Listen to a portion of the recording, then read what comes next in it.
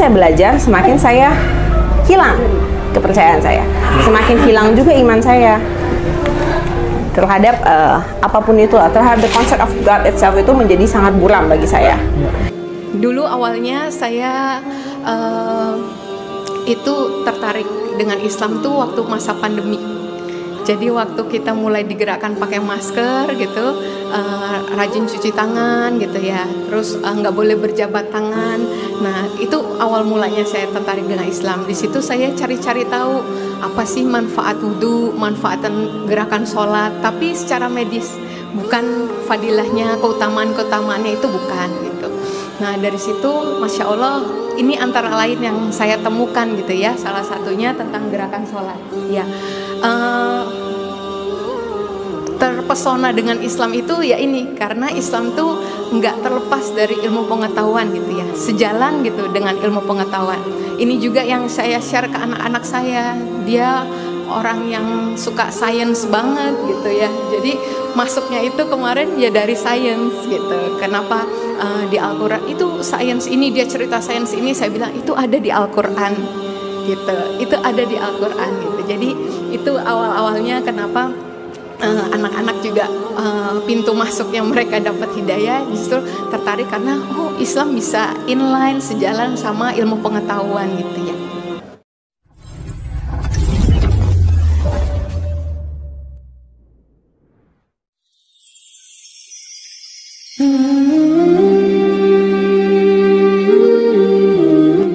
Semakin saya belajar, semakin saya hilang kepercayaan saya, semakin hilang juga iman saya terhadap apapun itu, terhadap the concept of God itself itu menjadi sangat buram bagi saya.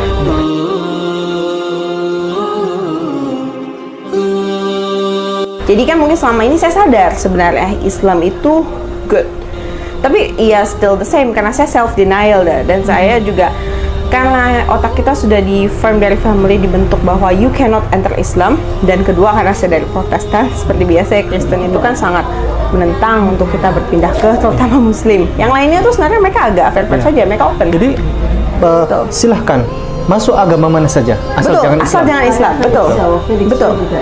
Tidak boleh, karena bahkan di pendeta-pendeta kita kalau mereka khotbah itu mereka akan selalu menentang, mereka akan selalu mengungkit tentang Islam untuk memperbagus Kristen. Dimana saya juga sangat merasa hal itu memang benar.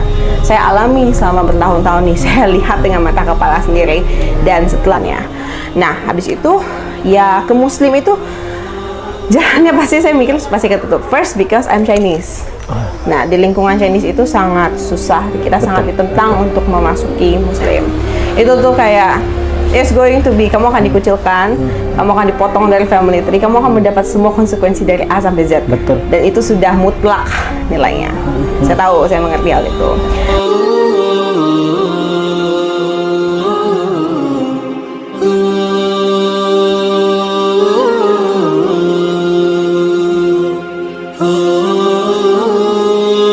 Asyhadu alla ilaha illallah wa asyhadu anna Muhammadan Rasulullah.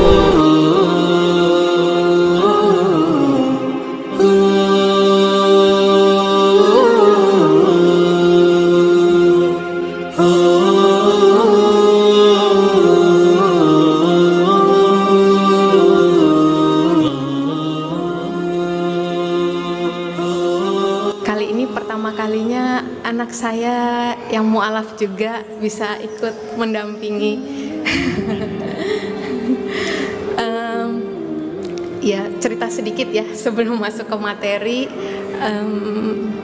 nggak pernah terbayangkan gitu ya di pikiran saya, di hati saya gitu, kalau satu saat anak saya Ele ini bisa seperti sekarang ya, pakai nikah, pakai kerudung, kemudian sempat cerita gitu, mami aku ngimpi pakai nikah katanya gitu. Kamu mau coba, mau pakai, boleh gitu ya, gitu. Cuman ya dia masih belajar ya, masih berusaha mengenali. Dan tadi pagi biasanya saya suka izin gitu ya untuk pergi gitu sama anak-anak, sama suami, terus ternyata dia pengen ikut, pengen lihat gitu. Mohon doanya Bapak Ibu,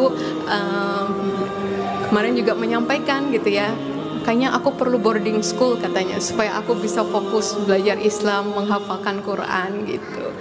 Jadi itu sudah satu anugerah yang luar biasa. Mohon doanya supaya bisa istiqomah gitu. Pengen sih sebenarnya kita langsung tanya gitu ya, kenapa kamu mau jadi Islam waktu tanggal 27 Maret kemarin ya gitu. Kami orang tua nggak ada memaksakan sebenarnya gitu. Saya pikir juga masih lama. Saya nikah yang kedua dengan suami muslim itu 3 Maret 2023 kemarin. Jadi saya pikir ikhtiar kami mengenalkan Islam aja. Pikirnya mereka bersyahadat tuh masih lama gitu. Tapi Masya Allah gitu, kami pulang umroh 2-3 hari kemudian anak-anak minta bersyahadat gitu. Jadi itu luar biasa ya, itu betul-betul hidayah dari Allah gitu, karena kami nggak ada memaksakan gitu.